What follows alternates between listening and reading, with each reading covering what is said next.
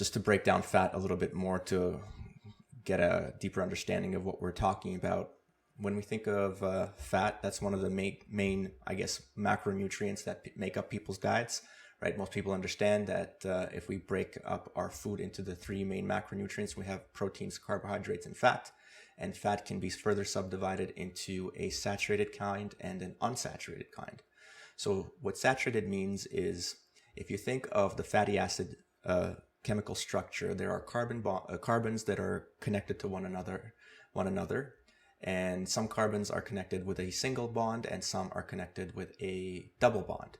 Now, when the chain of carbons is fully connected with all single bonds, what that means is that the remainder of the carbon bonds are fully saturated with hydrogen molecules, and the structure of that chain of carbons is pretty much a straight line.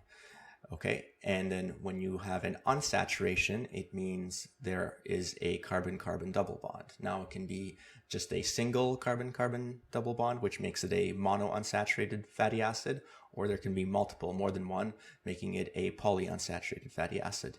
And again, this has an effect on the structure of the chemical fatty acid, in that wherever there's a double bond, it's no longer a straight chain of carbons. Now there's a kink or a twist introduced at that point of the carbon double bond, which changes, like I said, the shape.